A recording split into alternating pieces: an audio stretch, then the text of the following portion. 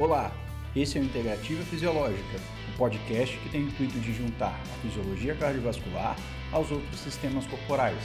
Esse programa está ligado ao Departamento de Ciências Fisiológicas do Instituto de Ciências Biológicas da Universidade Federal do Amazonas. Eu sou o professor Guilherme Areias, docente do Laboratório de Fisiologia Humana, e com auxílio dos discentes da nossa instituição, iremos trazer programas de forma mensal para vocês. O podcast tem como principal interesse levar informações referentes à fisiologia cardiovascular, com novidades sobre pesquisa em fisiologia do exercício e reabilitação cardiovascular, além de divulgação científica em geral. Estaremos também envolvidos nas atividades de pesquisa e extensão dos departamentos a qual a fisiologia faz parte. Temos o intuito de entrevistar professores e pesquisadores da nossa instituição e de outras instituições do Brasil e do exterior. Este podcast é apoiado pela Proeste e está ligado aos programas de extensão da nossa universidade.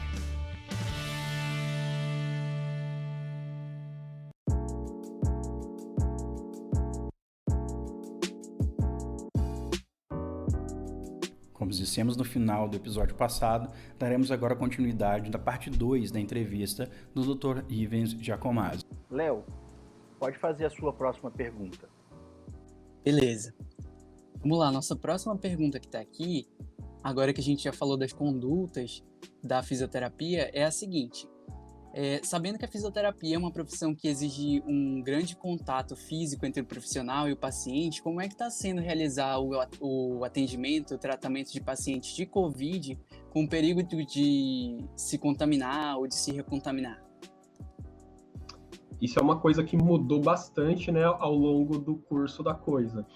Porque as primeiras imagens que a gente recebia lá da China eram os caras usando macacão, escafandro, 13 máscaras, 12 óculos, né? Então, assim, uma coisa meio bizarra que gerava um pouco de medo, ansiedade na galera, né? Tipo, inclusive os profissionais de saúde, tipo, nunca vi tanta gente com medo e ansioso pelo que viria, assim, pessoas preparadas, treinadas e que estavam com medo do que podia vir, né? A gente viu muito isso. Então, no começo, a gente via todo mundo muito cauteloso, com medo, usando o máximo de paramentação que estava disponível ali no seu hospital, né? A gente sabe que, por exemplo, aqui no Brasil, a gente não tem os mesmos EPIs que os caras tinham lá na China, em outros países, né? Principalmente os asiáticos ali tem umas paramentações muito legais, né? Tipo, que cobrem tudo, os capacetinhos deles ali, tinha aquela coisa tipo Grey's Anatomy até, né, que de renovação do ar dentro da roupa ali em alguns lugares, e obviamente a gente sabe que a gente não tem esse tipo de coisa, que foi uma das primeiras preocupações aqui, mas eu vou atender com esse meu aventalzinho de TNT aqui, né, tipo, pô, vou me contaminar. Então, uma coisa boa foi as pessoas se conscientizarem, né, e aí entra de novo naquele lado de que as pessoas não sabiam o que estavam fazendo, né? Então, assim, as pessoas não sabiam usar EPI. Não sei se vocês lembram como que foi os primeiros meses, foram discussões diárias sobre como colocar e tirar um EPI que a gente já usava diariamente. Então, assim, todo mundo usava máscara, todo mundo atendia a tuberculose, que é um isolamento respiratório, igualzinho do COVID. Tipo, para você atender a tuberculose, teoricamente, você tem que estar com a mesma paramentação de um paciente COVID, né? O mesmo tipo de contaminação, né? De tipo de contaminação, né? Ali por aerossol e tudo mais. Então, assim, as pessoas estavam despreparadas, as pessoas não sabiam o que estavam fazendo, isso, tipo, é muito preocupante, né? Os hospitais, muitos melhoraram as suas paramentações, que nem o meu hospital não tinha aventais impermeáveis. E hoje, por exemplo, a gente só tem avental impermeável. Tem dia que eu quero pegar aquele de TNT mais fininho e não tem, eu tenho que usar aquele impermeável. E, tipo, não é uma condição que eu precisava, às vezes não é uma condição climática que eu gostaria de usar. Imagina vocês aí em Manaus, né? Tem dia, eu até tirei uma foto um dia que eu saí inteiro ensopado, né, de uma intubação que a gente foi fazer. Mas foi legal, a coisa foi melhorada, né? A gente teve os problemas da N95, que faltava, era contada, a galera tinha que usar, os pais queriam que a galera usasse por 30 dias, né? E você vê até coisas simples, né? Por quanto tempo você pode usar uma N95? Então, assim, na área da saúde nem tinha estudo sobre isso. Os estudos que tem são área de empresa, mineração, o que mostra que você pode usar lá por X horas seguidas. Então, se você usar uma N95, agora até esqueci o número correto, acho que são 8 horas seguidas. Se você usar 8 horas seguidas, você tem que trocar. Enfim, mas assim, a gente não tinha estudos na área da saúde sobre isso, né? E tudo isso foi melhorando. Hoje em dia, eu sou muito mais tranquilo para atender um paciente COVID. No início era capote impermeável, N95, óculos, viseira, touca. Apesar da gente não ter cabelo, né, Guilherme? Muito para cobrir. Verdade. A gente precisa cobrir a área de superfície, né? Para não levar nada. Então, touca, tudo mais, e a gente foi entendendo em que situações precisava tudo aquilo, em que situações eu poderia até entrar sem, né?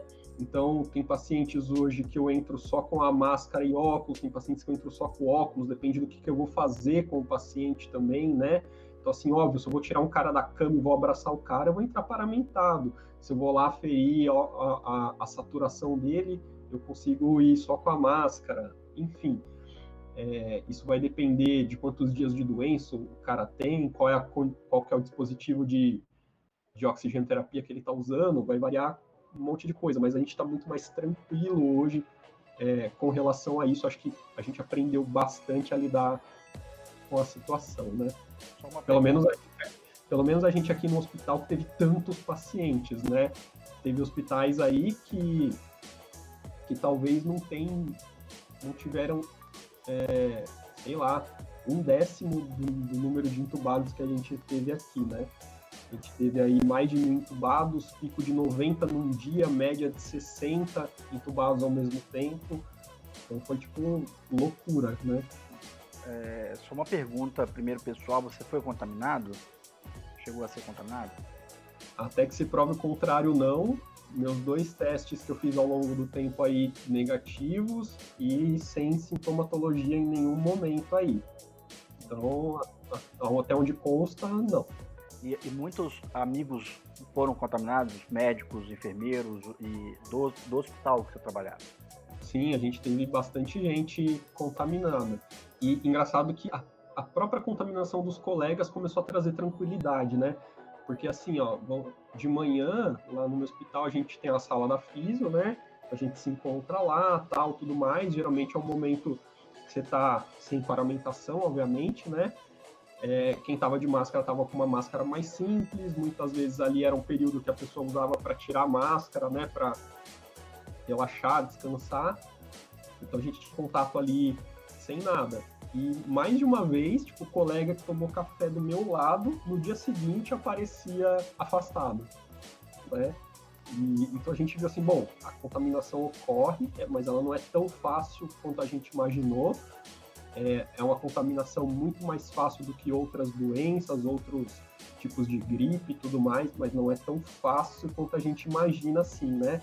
A gente tem casos aí até de marido e mulher onde um pegou e o outro não, dormindo junto o tempo todo, né? Então tem uma série de variáveis que a gente desconhece aí também, né?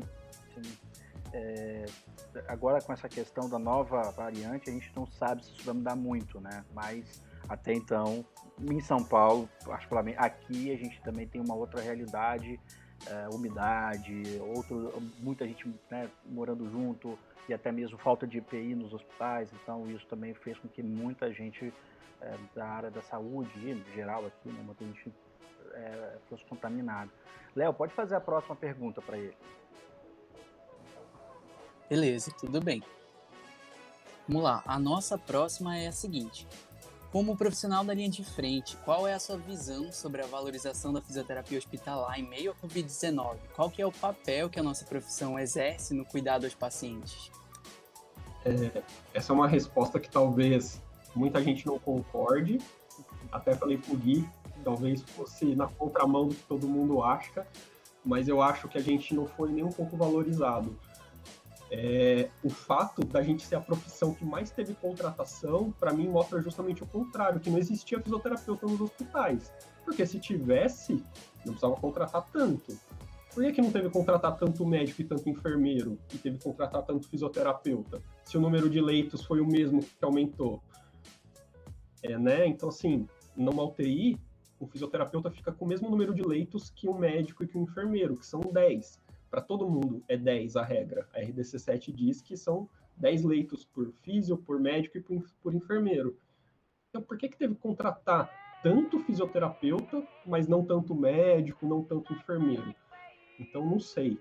Isso me mostra que a gente já não era tão valorizado e que simplesmente contrataram porque foi necessidade, porque se não necessitasse também não contratariam. E outro lado é que eu acho que ainda não enxergaram o real valor da fisioterapia, porque contratam fisioterapeutas para ficar manipulando o ventilador mecânico. E, cara, de verdade, o verdadeiro valor da fisioterapia não está aí. É uma coisa que a gente faz muito bem, a gente faz muito, muito bem. Nem todo mundo, óbvio, tem gente ruim em qualquer profissão, e tem fisioterapeuta que está dentro da UTI que também não sabe o que está fazendo.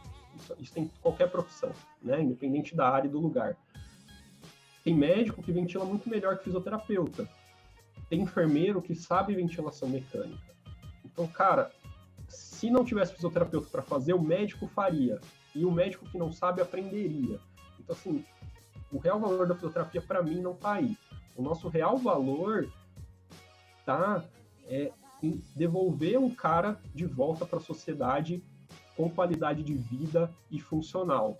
Porque não adianta eu dar alta para um cara da UTI traqueostomizado, que não está se comunicando, que não está andando, que não está saindo da cama, que vai depender de 1, 2, 3 pessoas em casa para poder viver, ou sobreviver, no caso, né? Porque eu não sei se isso é viver. Então, falta as pessoas enxergarem o real valor da fisioterapia. O hospital, cara, quando ele entender que o fisioterapeuta diminui o custo da coisa, que ele faz o leito da UTI girar mais rápido, e isso economiza, porque um leito de UTI custa aí, R$10 mil por dia, e o fisioterapeuta consegue acelerar a disponibilidade desse leito para internar outro paciente, que ele acelera a saída do cara da enfermaria, e que esse cara sai melhor do hospital, e que se ele sai melhor, ele vai ter menos reinternação, e que se ele sai melhor, ele usa menos recursos de saúde no pós-alta, e que se esse cara sai melhor, ele volta para a vida produtiva dele, o Estado gasta menos com ele. Então, assim, o Estado, o hospital, como empresa, ainda não entendeu o real valor do fisioterapeuta.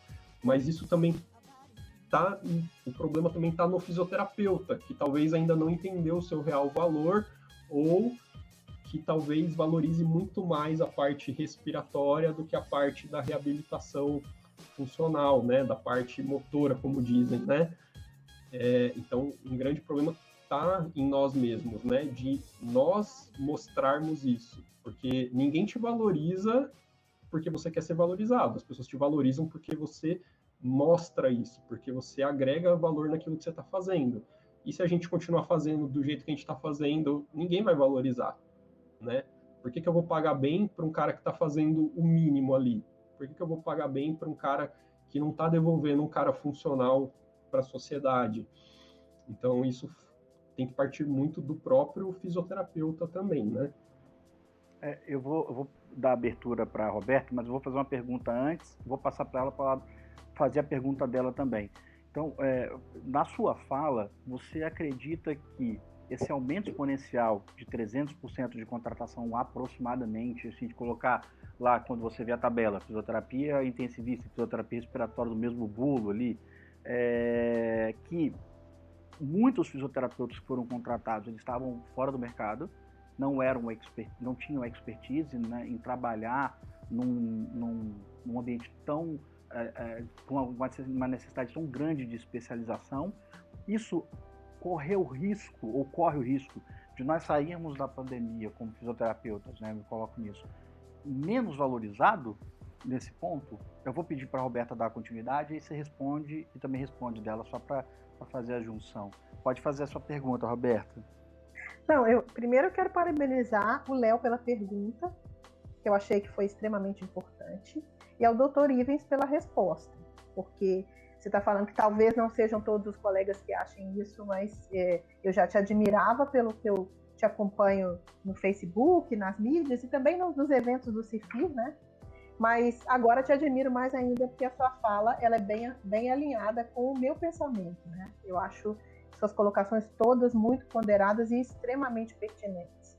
Eu quero só completar que eu acho assim, essa contratação é provisória, é por não especialistas e corre um risco muito grande dessa onda passar, porque vai passar, e esses que foram contratados, eles serem dispensados, né? E continuar com a mesma demanda. Eu também acho que foi para suprir uma demanda, e concordo com você. Eu tenho 28 anos de formada, e eu era intensivista, não sou mais, né? Sou professora da Universidade Federal, trabalho mais com reabilitação, com recuperação funcional, do que com terapia intensiva, apesar das residências, né? Mas eu vejo assim, que o fisioterapeuta da área de respiratória, ele fica apaixonado pela ventilação mecânica. Eu já passei por essa fase.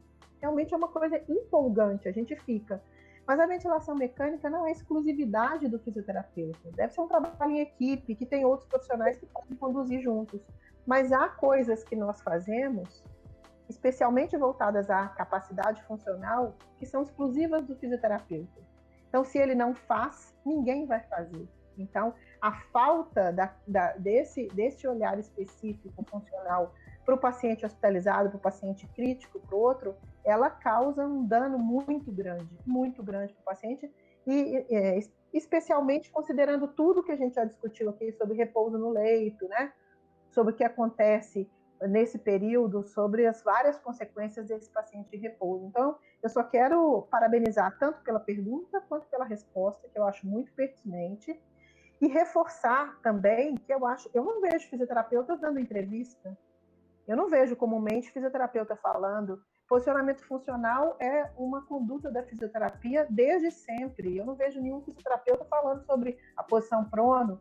Fisioterapeuta sempre conduziu ventilação não invasiva e tem feito isso nesse momento. Eu não vejo fisioterapeuta falando sobre VNI. Eu vejo sempre colegas de outras profissões, especialmente colegas médicos. A gente sempre usou oximetria de pulso, sempre foi uma avaliação funcional do fisioterapeuta corriqueira. Todo fisioterapeuta hospitalar sempre andou com o oxímetro pendurado. Agora a gente vê profissionais não fisioterapeutas falando muito absurdo sobre para que serve, como é feito, como vai ser monitorado, e eu não vejo dar nenhum crédito ao profissional da fisioterapia. Então, eu acho que a gente também tem que tomar muito cuidado, especialmente porque eu entendo a necessidade deste profissional que está sendo suprido agora por colegas não especialistas, né? Porque isso também é um risco, né? Colegas não especialistas suprindo essa atividade tão especializada. Eu acho que isso da sua colocação, doutor Guilherme, pode ser um risco, sim. Pode ser um risco como um tiro no pé, né? Uma mão de obra que entrou nesse momento, ela entrou, fez isso, e como ela entrou, ela vai sair, vai sumir. É um risco grande que a gente tem, sim. Se a gente não problematizar o assunto. Sim. Essa pergunta, na verdade, me veio agora com a fala do Ivens. E você tem mais alguma coisa a colocar em relação a esse aumento exponencial e a perda da qualidade da profissão, como que ela ela tenta se ganhar tanto espaço, né? E isso foi um ganho de espaço, mas não foi um ganho de espaço com qualidade. Então, isso é um problema, né? E às vezes as pessoas, quando a gente fala, elas se sentem ofendidas, mas não é... As pessoas têm que entender assim, não é nada pessoal. Isso é um desenvolvimento profissional. Então, assim, as pessoas primeiro têm que parar de se vitimizar com as falas dos outros e tem que fazer um julgamento pessoal e profissional e da própria profissão. Então, o que acontece? Se tu é médico, tu tá lá numa UTI, com vários fisioterapeutas recém-formados, e que na primeira crise o cara se desestabiliza, o cara não sabe o que fazer, ele não sabe se portar, ou aonde no momento que a equipe precisa de um apoio, precisa de uma liderança, o cara não sabe se portar. Na hora que ele tem que discutir com o médico, ele não tem conhecimento técnico, ele não tem postura, ele não tem envergadura mesmo, assim, sabe? Tipo, de você se colocar e você se colocar como um igual, porque acontece muito da equipe se subordinar ao médico, e não existe isso, né? Na equipe, o médico ele é o gerente da equipe, óbvio, porque ele está organizando a coisa, mas não é porque ele falou que você é obrigado a fazer. Se estiver errado, você simplesmente pode se recusar porque ele está pedindo. Especialmente se cada um sabe muito bem o seu papel, né? E o que vai fazer, porque se eu não sei, né? Isso. Então, assim, quando o médico vê isso acontecer, ele para de dar crédito para a equipe dele. Ele para de confiar na equipe dele. Quando a equipe da enfermagem vê isso acontecer, ele para de confiar nessa equipe, nessas pessoas. Quando o paciente vê você com dúvida no que fazer, na dúvida, na discussão na beira do leito, ou como você está falando com o médico, como o médico está falando com você, o paciente perde, entendeu? Você perdeu o seu paciente, e aí se você perdeu o paciente não adianta. Como que você vai propor um tratamento para um cara que você perdeu, que não confia mais em você? Então, assim, o respeito que poderia ser gerado ali, a gente perdeu uma oportunidade. E veja, todo mundo foi vítima, tanto o cara sem experiência, recém-formado, ou que era de outra área, que foi trabalhar nesse tumulto, ele foi vítima disso, a equipe que foi trabalhar com ele foi vítima disso, o paciente foi vítima disso. E, obviamente, cada um sabe onde seu calo aperta, né? Vamos supor aí, o Leonardo estava terminando sua faculdade, terminou logo agora, nessa zica toda, e precisava trabalhar, e surgiu uma oportunidade numa UTI Covid, tipo, ele abraçou e foi, né? Só que o Leonardo não pode esperar que eu encare ele simplesmente como um herói porque ele pegou e foi. Eu tô julgando ele profissionalmente, não tô julgando ele como pessoa, entendeu? Tô julgando o quanto ele pode oferecer como profissional dentro daquela equipe, né? Então, assim, ele sabe que ele precisa de dinheiro, que ele precisava trabalhar, pronto, ele foi, ele está tentando estudar, se atualizar, mas é óbvio que se eu tivesse uma equipe que tem 4 Leonardos e que tem 4 Ivens, é totalmente diferente, né? A formação, a experiência, toda a bagagem que tem envolvida nisso. Então, é simplesmente isso. Todos esses profissionais, médicos, enfermeiros, fisioterapeutas recém-formados, de outras áreas, sem experiências, foram todos vítimas da circunstância. Ao mesmo tempo, a gente não pode achar que isso é normal. Então, quem que tinha que ser o cara que tinha que ser a peneira disso? É a instituição que contrata, porque ele é responsável direto pelo paciente e pelo cuidado oferecido ao paciente. Então, assim, se a instituição julgou que a experiência e a formação do Leonardo é o suficiente para ser contratado, para mim o culpado é a instituição, não é o Leonardo.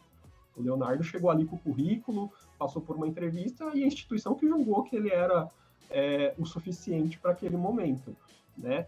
Então, assim, não é porque o Leonardo como pessoa está certo em ir atrás de um emprego que a gente pode tirar a responsabilidade profissional dele e a responsabilidade da instituição que contratou ele.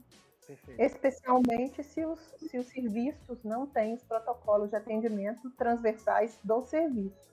Se o profissional chega, que é o que a gente mais vê, e ele pode, no seu plantão, fazer o que ele achar que é legal, que ele achar que, baseado em nenhuma evidência, que ele achar que ele aprendeu, e, né? Se o hospital tem protocolos de trabalho baseados no melhor nível de evidência científica disponível, os profissionais são treinados, como você falou, por exemplo, no seu serviço, né? E seguem um protocolo institucionalizado, a chance disso dar problema ela é muito menor do que se o profissional chega e ele está livre para a tomada de decisão dele, baseada no que ele entende. Aí o risco é maior ainda, né?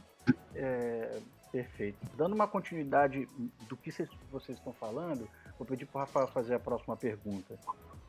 Willis, levando em conta, né, esse aumento da demanda, né, absurda nas UTIs e também pela limitação, né, profissional de mão de obra qualificada, minha pergunta se baseia no seguinte: você acha que nesse momento de crise, a falta de expertise no manuseio de ventiladores mecânicos pelos profissionais que trabalham na UTI pode estar contribuindo com a alta mortalidade dos pacientes entubados?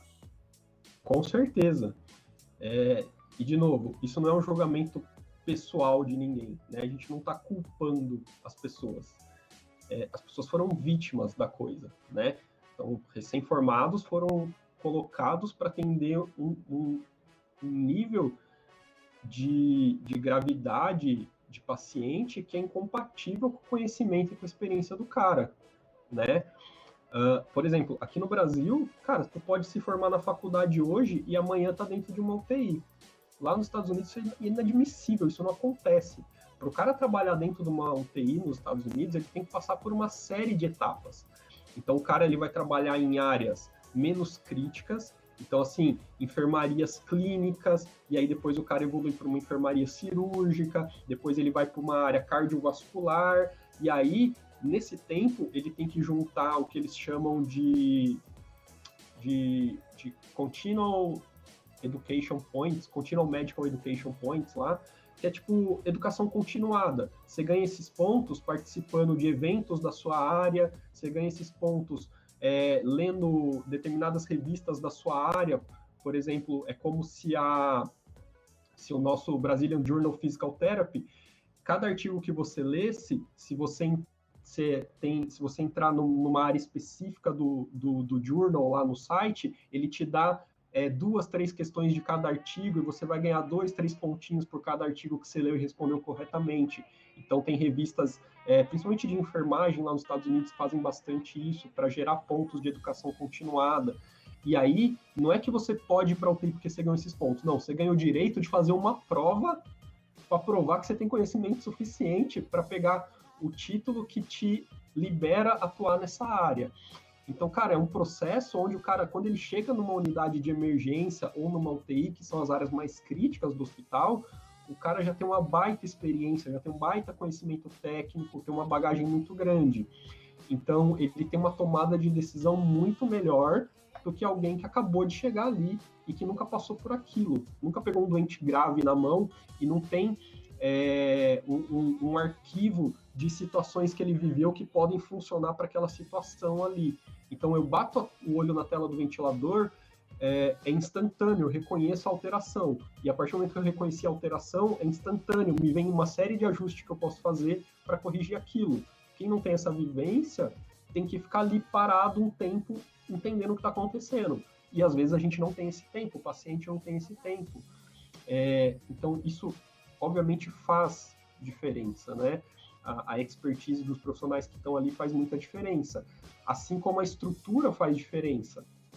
Se eu tenho ventiladores mecânicos melhores, obviamente que o meu resultado é melhor. Se eu tenho um ventilador com gráfico na tela, obviamente que é melhor que um ventilador sem gráfico, porque eu tenho uma monitorização melhor, mais fácil, mais rápida, né? Se eu tenho, por exemplo, um ultrassom para guiar o médico na passagem do acesso venoso central, a chance de ter um evento adverso é muito menor. Então, se eu tenho um leito de UTI bem preparado, com um monitor bom, ventilador bom, bomba de infusão boa, se tem hemodiálise na minha UTI, tem UTI até hoje que não tem máquina de hemodiálise, que o paciente tem que ser transferido para outra UTI. Então, assim, tudo isso faz diferença. E tem outros problemas, por exemplo, eu tô com um doente ali que tá difícil de conduzir na ventilação mecânica. Eu já ajustei, eu sei que eu fiz o melhor ajuste possível, esse cara não tá indo bem. Ou seja, talvez o meu problema não tá no pulmão. Aí eu vou lá olhar a folha lá da evolução da enfermagem, dos parâmetros, né, de sinais vitais do dia, eu vejo que o cara tem um balanço hídrico de 5.000 de um dia pro outro. Então, assim, cara, o problema é o pulmão, mas quem gerou o problema não foi o pulmão. Então, tu pode fazer o ajuste que você quiser, que não vai dar certo ali. Então, o problema do cara é outro, né? Agora, ele tá com muito líquido e ele não tá urinando, então esse cara precisa evoluir para uma hemodiálise. E não é no primeiro dia de UTI, no primeiro mês, que você aprende esse tipo de sacada, né? Você pode ser o primeiro a alertar a sua equipe de que a parte pulmonar está piorando porque o doente começou a precisar de oxigênio, né? O paciente estava em ar ambiente, saturava bem e era eupneico. No dia seguinte, esse cara precisou de 1 litrinho de oxigênio, a frequência que era de 14, hoje está em 20. Pô, mas esse cara não tem nada no pulmão. Aí tu olha lá o balanço, começou a positivar. Você olha a creatinina e ureia, começou a alterar. Você conversa com o médico, ó, fica de olho que esse cara aqui não está evoluindo legal da parte renal, isso já está afetando a parte respiratória. Então, assim, você começa a ter sacadas que fazem a diferença no curso, né? Ou evitar um curso pior da doença. E em vez de você ficar carcando parâmetro lá no ventilador, você vai direto na causa, né? É aquela história, o cara tá com dor, você pode ficar dando analgésico para ele, mas se você não tirar a causa da dor, ele sempre vai ter dor. Então, você precisa ir na causa, né? Então, esse tipo de coisa é a experiência que te traz. E até o modo como conversar com a equipe e se fazer ser ouvido, a experiência vai te trazer isso também, né? Com certeza, Ives, foi muito relevante a sua fala, e o que eu percebo é o seguinte, que a mídia, né, e o governo federal dá muita importância, entre aspas, em falar de falta de equipamento, falta de ventilador, mas ninguém fala que também nós estamos com falta de pessoas, né, que têm expertise para lidar com esse tipo de paciente. Eu acho que isso acontece muito. Eles estão muito preocupados com a máquina, né, mas não está preocupado quem dirige a máquina, né? Não adianta você ter uma Ferrari e botar um piloto de kart lá, entendeu? Então, acho que se fala muito de falta de equipamento, de recurso, mas não se fala, né, em capacitar melhor a equipe que trabalha no hospital. Foi igual eu falei no início, né? Aqui no meu hospital, a gente tinha ventilador e monitor para montar 100 leitos de UTI. Só que a cada leito que você vai abrindo, você precisa de mais profissional. E os profissionais que a gente ia usando eram pessoas que eram deslocadas da enfermaria para dentro da UTI, tanto médico, quanto enfermeiro, quanto fisioterapeuta. E são pessoas que não estão lidando diariamente com esse tipo de paciente, que não tem uma formação formal de terapia intensiva, que é completamente diferente, né? Mesmo em ambientes que parecem muito parecidos, que é uma UTI e uma enfermaria, o cara que é treinado na UTI ele tem uma visão completamente diferente do paciente, né? A visão é muito mais global do paciente e da condição dele, porque a UTI te leva a pensar desse jeito. E as máquinas. Ter máquina faz diferença, a estrutura é importante, mas não adianta enfiar lá 100 leitos de UTI se eu não tiver pessoas qualificadas para assumir esses 100 leitos, né? Isso é um ponto, eu acho que é até meio cultural do Brasil, eu acho. A gente valoriza muito o produto e desvaloriza muito o serviço, né? O pessoal compra um carro caríssimo no Brasil e reclama do serviço de revisão, por exemplo. E acha o serviço caro e não acha o produto caro, né? E isso expande para tudo, né? Para os funcionários mal remunerados no Brasil, e se compra muitas vezes, né? Até mesmo no serviço particular, um sistema extremamente caro, né, para você ter no hospital, mas o serviço nem sempre é de tanta qualidade assim. Pode falar, Roberta, pode fazer a sua pergunta. Não, eu quero acrescentar a fala dele, só fechando, ele falou isso também, né, a questão da própria equipe, porque o hospital é um lugar onde se trabalha em equipe e a unidade de terapia intensiva é um serviço basicamente de trabalho em equipe, então, além da expertise, a experiência daqueles profissionais em trabalhar juntos, em seguir aquele raciocínio, aquela ideia, em conhecer o que fazer, também faz diferença nesse desfecho, né? Faz diferença no desfecho. Então, não adianta amontoar um montão de gente lá, ainda que fossem todos especialistas, que tivessem expertise, mas que nunca trabalharam juntos, né? Isso tudo faz diferença no desfecho. É verdade. E a unidade de terapia intensiva, acho que ele é o melhor exemplo da importância de um tratamento, de um atendimento interdisciplinar, né? O que a gente fala de tratamento interdisciplinar, acho que o que melhor vê quando o serviço ele é bem montado é dentro de uma unidade de terapia intensiva. Eu vou dar continuidade à pergunta, eu vou tentar fugir um pouquinho só dessa questão do serviço e falar um pouquinho da parte de produção científica do que a gente está vivendo nessa velocidade de tudo que aconteceu. Então, mesmo toda a dificuldade, né, de fazer ciência nesse momento de pandemia, a gente viu muito mais pesquisa em tratamento clínico do que em outras áreas, né? E a gente sabe que é necessário fazer pesquisa também para melhor atender o paciente na área da reabilitação. Qual é a sua opinião sobre isso, Ivens? Cara, tem duas coisas que moveram isso, né? Necessidade, assim, era uma coisa nova, então a gente tinha necessidade de conhecer mais, então todo mundo foi impulsionado a fazer, as próprias revistas estavam aceitando qualquer artigo, então assim, meus pesquisadores ficaram enlouquecidos, né? Pô, a gente viu artigos sendo publicados aí no New England, Lancet e JAMA que não seriam publicados jamais numa situação normal, né? Uma qualidade bem duvidosa, né? E outra coisa foi o dinheiro. A vacina é um exemplo, super sobre o quanto o dinheiro faz diferença na evolução da coisa. Precisava-se muito de uma vacina, injetaram o quanto de dinheiro precisasse e a coisa saiu numa velocidade que a gente nunca imaginou.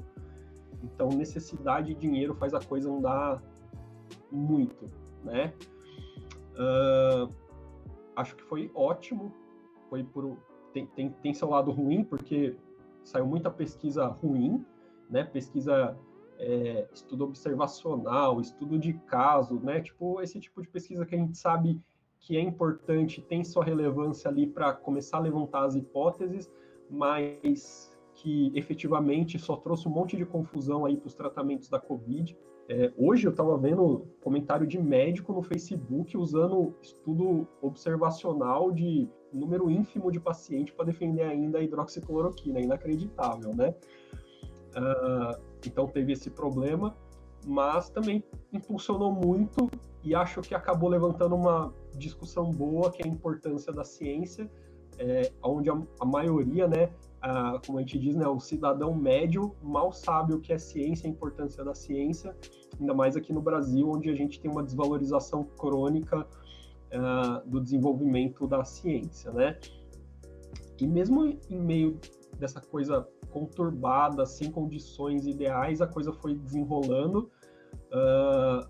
Um exemplo que eu dou é o próprio, aqui no meu hospital, a gente fez um estudo, né, a gente da fisioterapia fez um trabalho muito legal que a gente submeteu, que está em revisão ainda, que não tem a resposta ainda da publicação, mas que a gente fez, mesmo tendo que atender esse monte de paciente no meio dessa coisa conturbada de falta de profissional, de ter que, né, profissional afastado, de ter que dar aquele jeitinho, a gente foi lá, produziu, a gente fez um estudo avaliando os sobreviventes da UTI, né, como que os caras que sobreviveram à internação na UTI estavam saindo da UTI.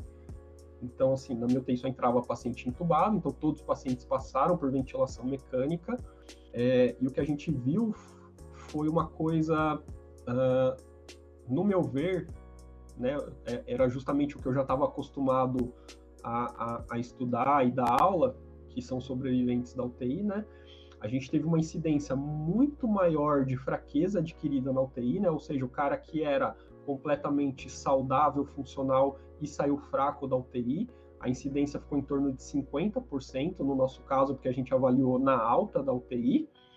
Se a gente comparar com o estudo do pessoal do Reino Unido, do David McWilliams, no estudo dele 100% teve fraqueza adquirida na UTI, porque eles avaliavam no primeiro momento que era possível dentro da internação da UTI ainda, então eles avaliaram no período antes que a gente, né? Então a gente tinha 50% de pacientes que saíram com fraqueza adquirida da UTI, 50% de pacientes que não eram capazes de ficar em pé ou deambular, então assim, os nossos pacientes saíram muito ruins da UTI. Só que tinha um contraponto que os caras ganhavam função muito mais rápido do que a gente estava acostumado a ver. Então aquele paciente que tinha choque séptico, de origem bacteriana, né, de um foco infeccioso bacteriano, que a gente estava acostumado a ver, esse cara perdia a função e ele demorava muito mais tempo para se recuperar. Esse cara saía do hospital sem conseguir andar. E esses caras da Covid que a gente avaliou, eles já saíam do hospital com capacidade de deambulação. No próprio estudo do David, lá no Reino Unido, ele tinha 100% de fraqueza adquirida na UTI, só que a maioria já saía andando do hospital também. Quando a gente foi fazer um follow-up ligando para os pacientes em casa, nenhum dos que a gente ligou quis voltar para o nosso ambulatório fazer reabilitação, porque eles já estavam andando independente em casa, estavam basicamente independentes, né? A grande maioria deles era completamente independente, já tinha paciente trabalhando já e tudo mais. Então é uma recuperação muito rápida, perto do que a gente estava acostumado a ver. Então, apesar de eles ficarem muito ruins, eles têm uma recuperação muito boa, né? Então a gente, mesmo no meio desse problema todo aí, a gente conseguiu produzir uma ciência aí também, de uma qualidade que a gente julga bem razoável para as nossas condições, com mais de 100 pacientes avaliados aí, e que a gente trouxe uns dados legais também, tipo, do porquê, né? Quais são os fatores prognósticos, né? A gente conseguiu ver dados ali que PCR, que acidose metabólica estão relacionados a essa chance de desenvolver a fraqueza nesses pacientes, por exemplo. Que legal. Eu não vou... A gente sabe que essa questão de publicação, né, a gente não conta antes para não dar azar, então não tá tranquilo. Mas estou torcendo muito que saia, porque eu acho que é um dado bastante relevante para a gente como fisioterapeuta, porque principalmente dessa parte da evolução, né, já que foi uma pergunta lá atrás, como que esse paciente vai, normalmente evolui, a gente espera, e isso está ainda numa penumbra muito grande, vai nos ajudar muito a reconhecer. Só uma pergunta, antes de você fazer a colocação, desses pacientes, muitos tinham outras comorbidades que poderiam afetar, desse grupo que teve essa perda de 50%? Não, desculpa, perderam a função. Como eu te disse, como faz tempo que a gente submeteu, eu não estou com todos os dados de cabeça. Mas até onde eu lembro, nenhuma comorbidade estava relacionada à probabilidade de desenvolver fraqueza, tá? Deixa eu só confirmar aqui, eu tô olhando aqui o abstract da submissão. Tranquilo. Não, ó, tem sim, ó, vamos lá. Então, ó, prevalência da fraqueza adquirida na UTI foi exatamente 47%. Pessoas com hipertensão, sepse bacteriana, tempo de sedação maior que 7 dias, PCR maior que 10 e o BIC menor que 22 tiveram maior risco de desenvolver fraqueza adquirida na UTI. Então, daqueles fatores de risco que a gente conhece lá, né, obesidade, hipertensão, os hipertensos tiveram maior chance de desenvolver fraqueza. Mas isso, obviamente, está ligado também à gravidade. Se o cara que é hipertenso e que é obeso tem mais chance de ficar grave, a gente já sabe que o doente mais grave na UTI tem mais chance de ficar fraco.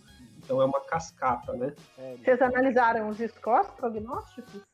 E viram se ele se associou? A gente avaliou SAPS, Apache, SOFA e nenhum teve relação. Incrivelmente.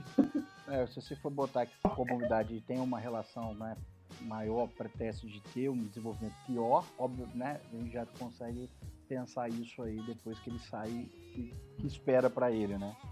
Não, eu acho que abre mais uma lacuna para saber que nós temos que criar alguns scores prognósticos de funcionalidade, que foi o que ele viu. Não necessariamente estão atrelados aos scores de gravidade ou prognóstico de mortalidade na UTI. Verdade. Eu vou... Léo, pode fazer a próxima pergunta? Ok. Agora a gente quer saber, de acordo com a sua experiência, o que você diria, qual seria o recado, né? Como aconselharia os novos fisioterapeutas que estão chegando agora e se inserindo no mercado de trabalho nesse momento de pandemia e no futuro também? Cara, de maneira geral, até falei isso ontem na live com a Camila, né? Ainda tem muita gente, vou falar especificamente da fisioterapia, né? Porque é onde eu conheço melhor para falar, que acha que vai terminar a graduação e sair trabalhando. Para mim, isso é um erro tremendo. A gente não sai pronto para trabalhar da faculdade, principalmente em áreas específicas, e hoje em dia, toda área é específica, né? Então, basicamente, a gente não sai pronto para trabalhar da faculdade. Se você sair da faculdade e for trabalhar em qualquer área que seja, por mais que pareça uma área simples, vai trabalhar numa clínica de fisioterapia, né, aquela mais conhecida, né, paciente ortopédico, traumato, neurológico, cara, tu não vai dar o melhor tratamento que esse paciente poderia receber, com certeza. Você não tem formação técnica ainda para isso, você não tem experiência ainda para isso, então, com certeza, alguém vai dar um tratamento melhor que o seu para aquele paciente. Então, o que eu falo sempre? Cara, vai fazer algum tipo de pós-graduação. Hoje a gente tem residência em todas as áreas, né? A gente tem residência de ortopedia, de neuro, a gente tem residência de terapia intensiva, a gente tem residência em qualquer área. Assim, se você sabe a área que você quer atuar, vai para aquela área, né? Já escolhe a tua área, vai para a residência, porque hoje a residência é o melhor tipo de formação que a gente pode ter. Você vai ter um treinamento intenso dentro da sua área durante 2 anos, você vai ter uma formação técnica, prática, vai te trazer muita bagagem, porque você vai ver muita coisa nesse tempo. Você vai ter um profissional que vai te dar suporte durante esse tempo, né? A gente espera que os preceptores sirvam para isso, né? Para dar suporte para quem está aprendendo, para quem está ganhando experiência ali, e não só para ficar botando os caras para trabalhar e humilhando os caras, como a gente vê em alguns casos, infelizmente. E dentro disso, se você precisa de uma coisa, a residência ainda tem a vantagem de você receber para isso, né? Tem a bolsa, que acho que é R$ 3.300, né, para as 12 horas diárias, 60 horas semanais que você vai cumprir.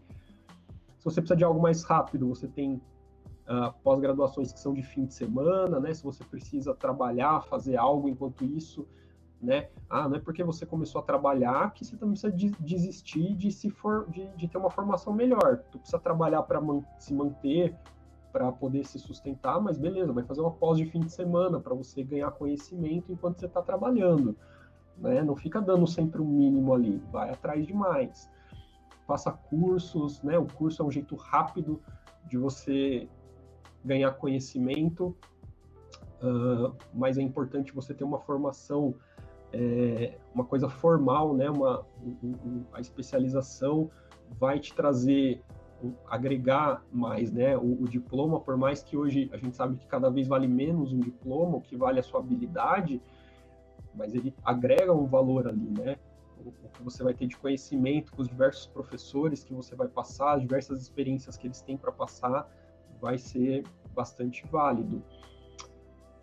Hoje a gente tem como buscar conhecimento muito fácil.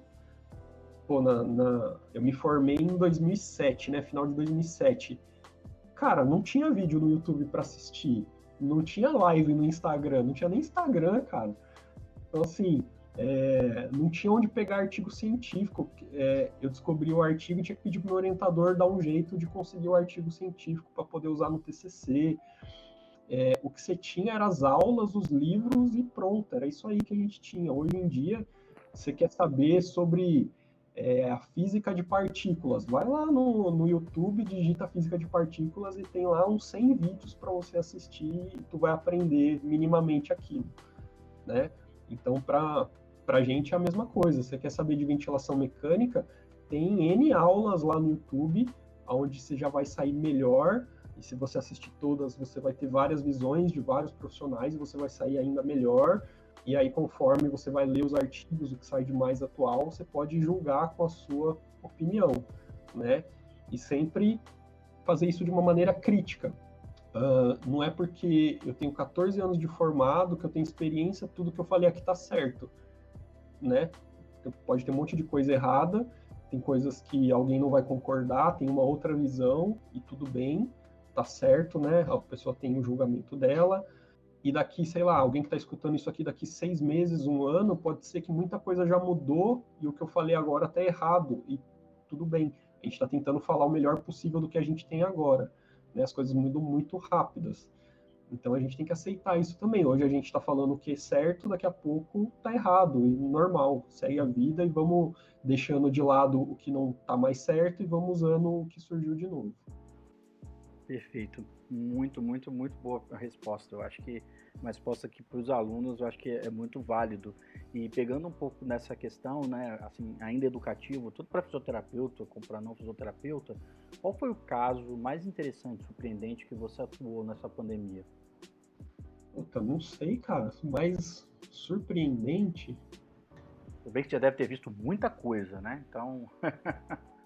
É que, cara, tipo, eu sou muito pouco emocional, então eu me apego emocionalmente muito pouco a essas coisas, assim. Eu sou emocional no momento, com o paciente ali, mas depois eu não sou muito de guardar histórias, assim, sabe? E não por eu não me apegar aos pacientes nem nada, mas assim, enquanto eu tô atendendo ele, enquanto eu posso ajudar ele, eu vou fazer o melhor possível e vou junto na emoção com ele ali que precisar. Mas depois eu eu me desapego muito fácil. Tipo, eu saí do hospital, cara, eu não sou aquele cara que manda mensagem para saber muito como que tá o paciente X e tal. Eu espero o outro dia e tudo bem, vou lá vê-lo de novo, sabe?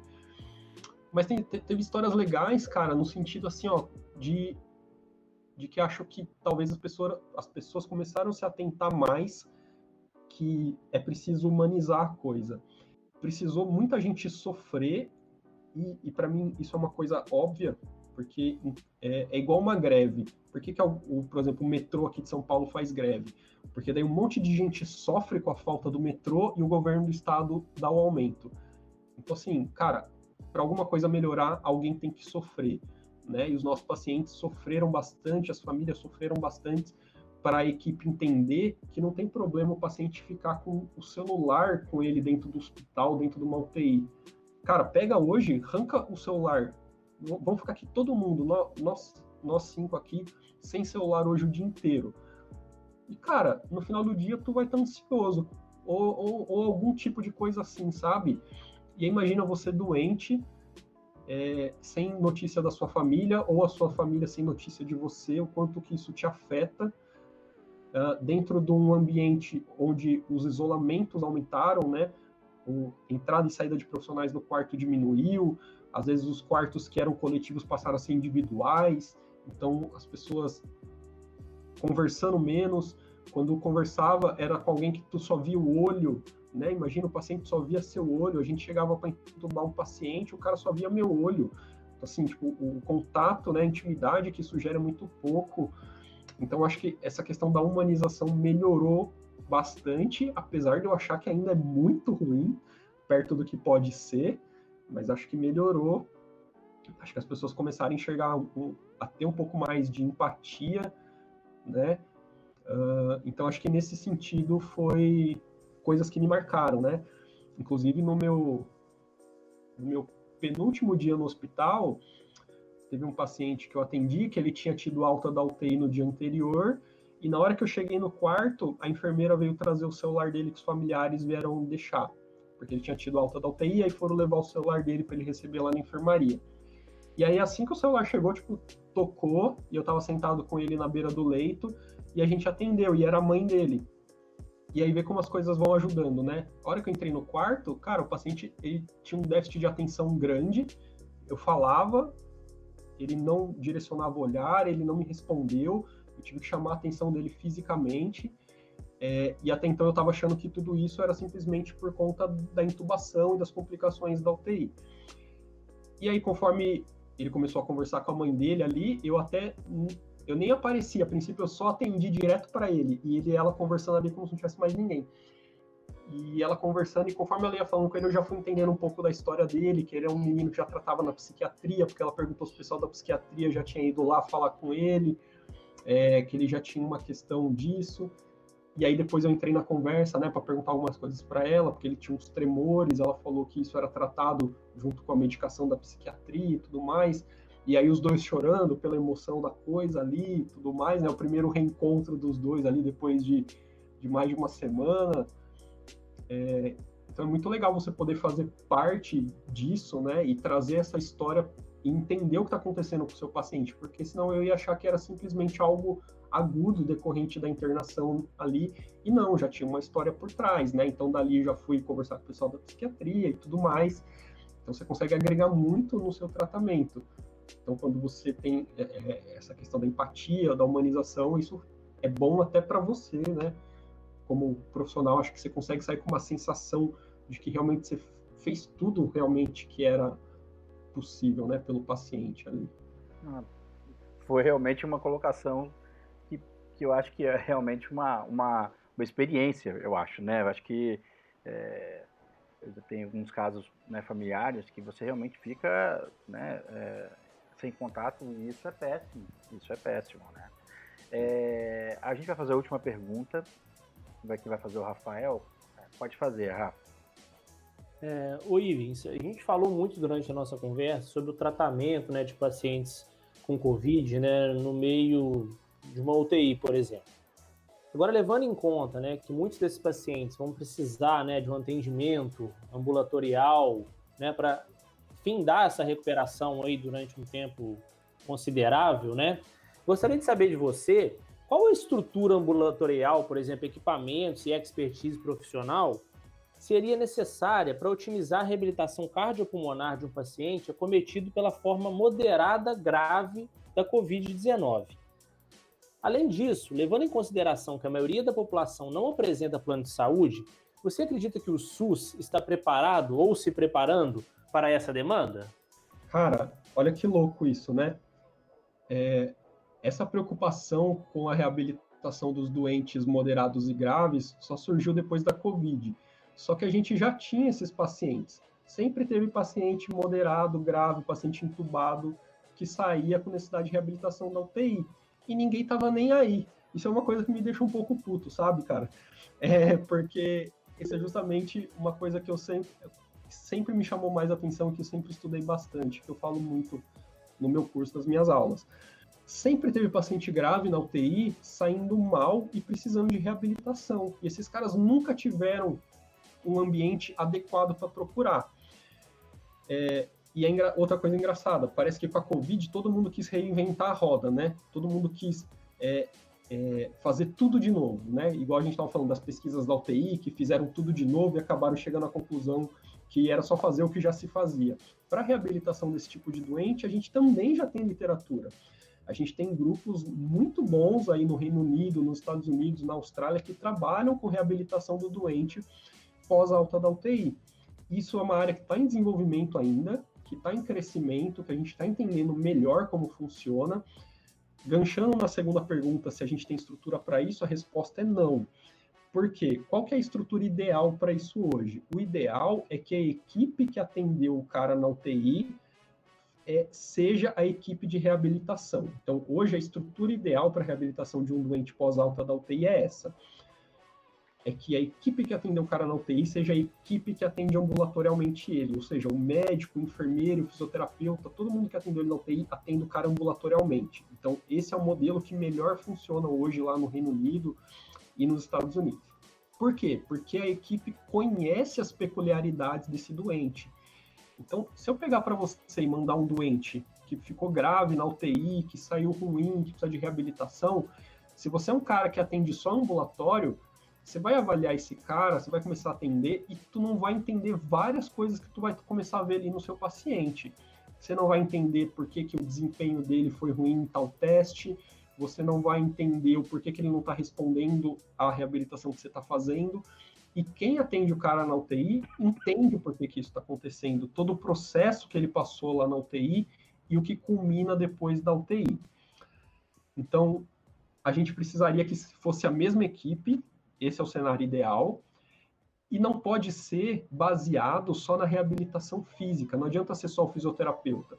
Tem que ser o fisioterapeuta junto com o médico, porque esse cara vai precisar de medicações também, ele precisa da enfermagem, porque ele precisa de cuidados da enfermagem também. Muitos desses caras saem com lesão por pressão, as famosas escaras, e eles precisam de cuidado de enfermagem para que essa escara regrida. Então o cara não consegue ficar sentado, porque ele tem uma baita de uma escara na sacral, no cóccix ali, dói, entendeu? Então ele precisa ser tratado. Ele precisa de um fonoaudiólogo, porque ele não consegue deglutir ou falar direito. Não adianta eu dar um monte de exercício se ele não tem uma nutrição adequada.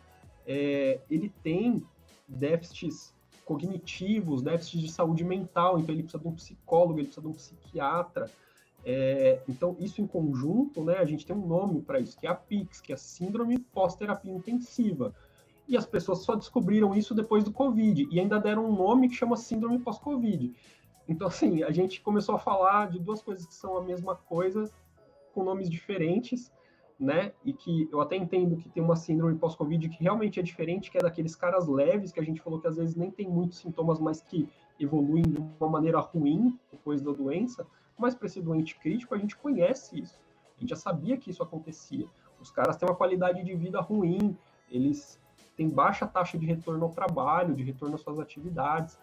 Então, a gente precisa de uma baita de uma equipe multidisciplinar para cuidar desses caras. Infelizmente, a gente não tem essa estrutura e não vai ter a equipe adequada. Esses caras, se receberem atendimento do fisioterapeuta, eu tô achando que vai ser de bom tamanho, pelo que a gente enxerga do nosso sistema, que não está preparado para isso. Eu concordo com você. Eu não sabia que o ideal seria a mesma equipe que atendeu na UTI, porque eu acho que isso aqui no Brasil inviabiliza demais, né? Uma também que eu nem sei se o profissional que está na UTI tem uma expertise para atender ambulatorialmente. Por exemplo, a parte motora. O cara ficou acamado há muito tempo, entendeu o que eu estou dizendo?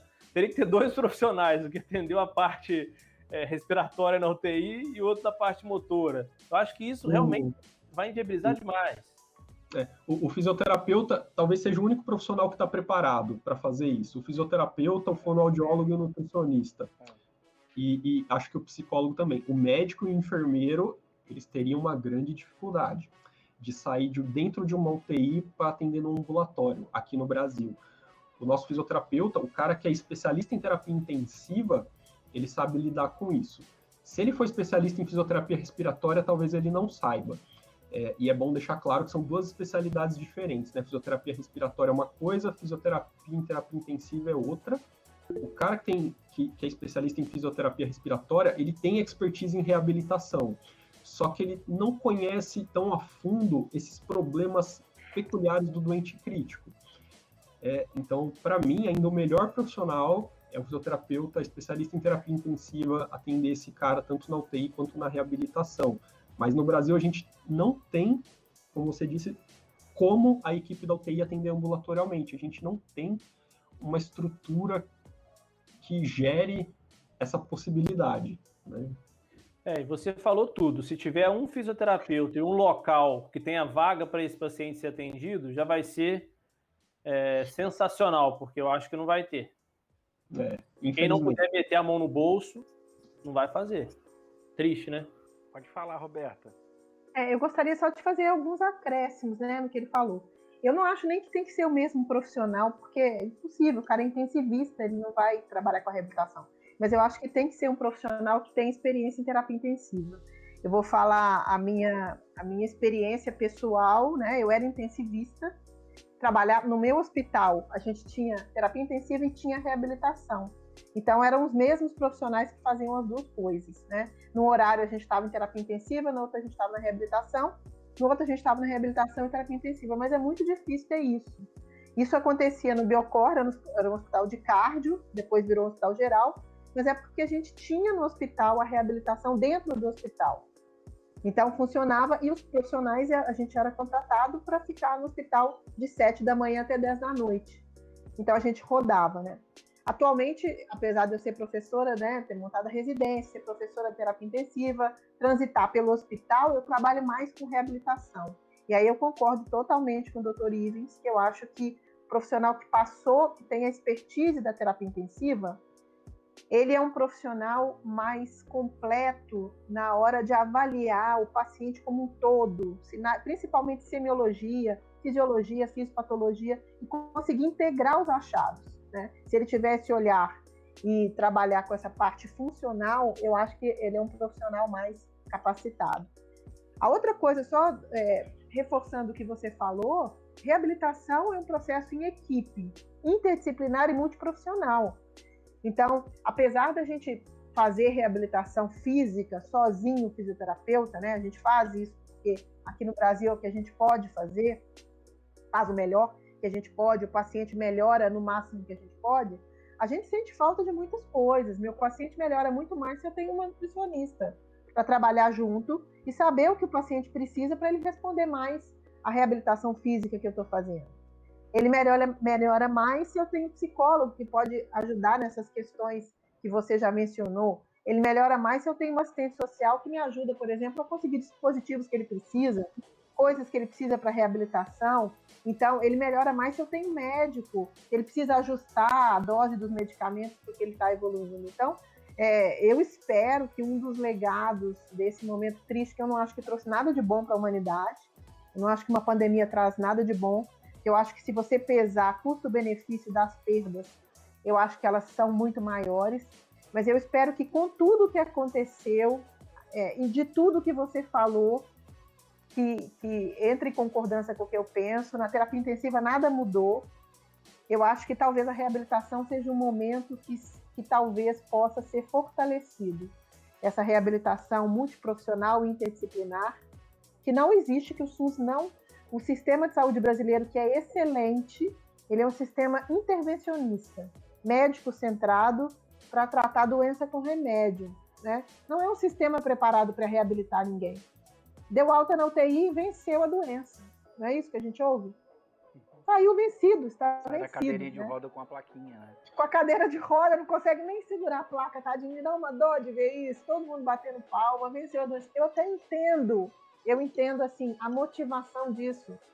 Mas isso me causa um mal-estar tão grande, porque essa pessoa vai enfrentar tantos desafios ainda, e que para esses desafios existe tratamento já, com evidência científica bem fundamentada, nível 1. Então, eu acho que talvez seja um momento que a gente possa pensar em fortalecer a reabilitação como ela deve ser feita.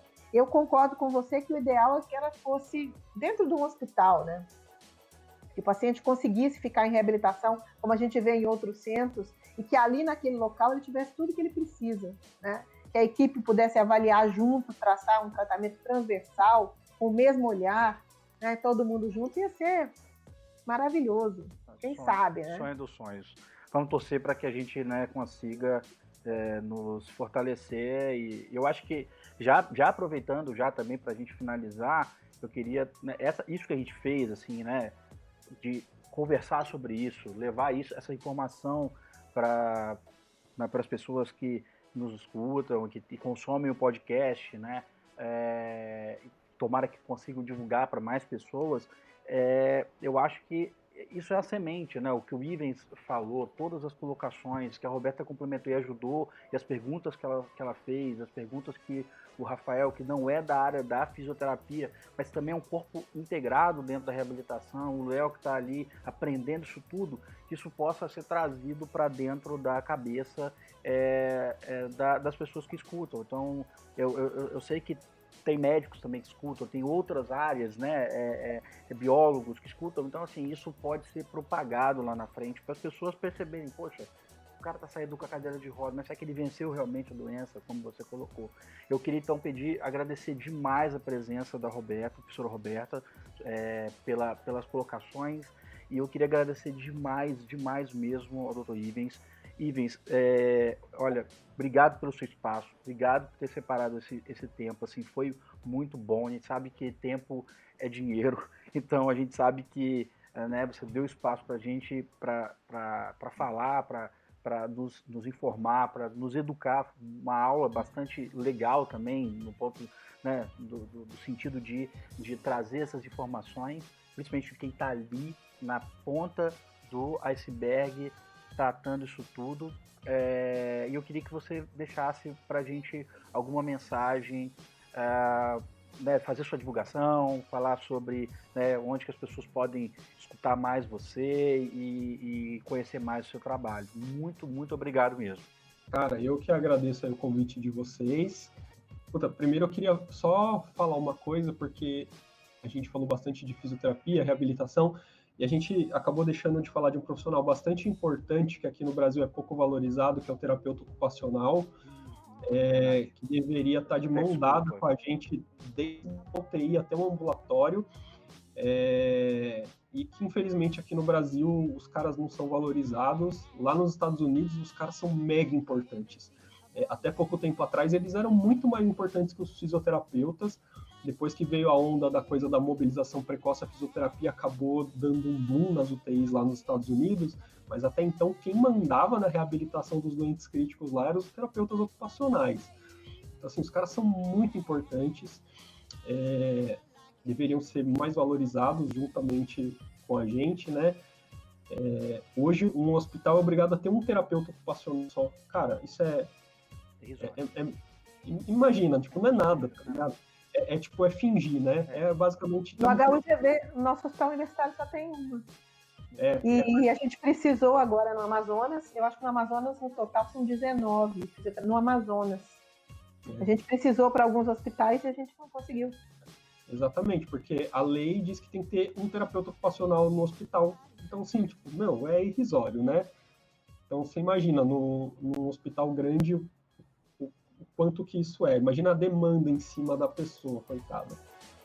Então a gente precisa desses caras junto com a gente, são fundamentais na reabilitação dos doentes. Então, são basicamente profissões irmãs, né? A fisioterapia, a terapia ocupacional, tanto fazem parte do mesmo conselho, né? Então a gente precisa bastante deles também, então deixar aí a nossa lembrança. Peço até desculpa, porque tem um viés da fisioterapia, porque eu sou fisioterapeuta e acaba a gente fazendo esse erro, né? Esse erro absurdo, né? Então peço bastante. É normal, porque a gente acaba falando daquilo que está mais perto, né? Tipo, se fosse fonoaudiólogos falando aqui, ia falar só da fonoaudiologia, e é normal, né? Fica aí talvez até um tema para um próximo aí, podcast, e falar da importância da TO, né? Inclusive lá no meu canal do YouTube tinha um vídeo, né, das meninas, das TOs, mas que saiu porque eu troquei de canal, né? Tô com um canal novo no YouTube que começou do zero, então tô ainda repostando os vídeos que já tinha e junto com isso os vídeos novos também que vão sair. Então, quem puder, me seguir lá no YouTube, né? Se inscrever lá no meu YouTube, que agora é Ivens Giacomassi Terapia Intensiva, que é o novo, que é onde estou subindo os vídeos. Tem vídeo todo dia agora, lá no canal do YouTube. O Instagram também, só colocar lá Ivens Giacomassi, tem alguma coisinha todo dia lá também saindo no Instagram. E agradecer novamente aí a oportunidade de estar participando com vocês. Ives, obrigado a oportunidade de ouvi-lo falando novamente e tomara que os nossos ouvintes consigam aproveitar bastante desses ensinamentos.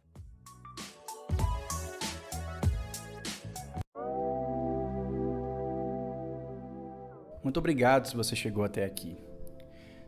A partir desse episódio, estaremos começando uma parte de divulgação dos estudos que estarão sendo realizados aqui no nosso estado.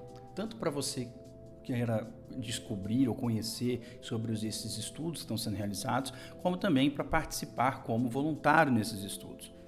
Ou desse episódio, nós iremos divulgar um estudo que estará sendo realizado no Instituto de Pesquisa Clínica Carlos Borborema, chamado de COVAC Manaus.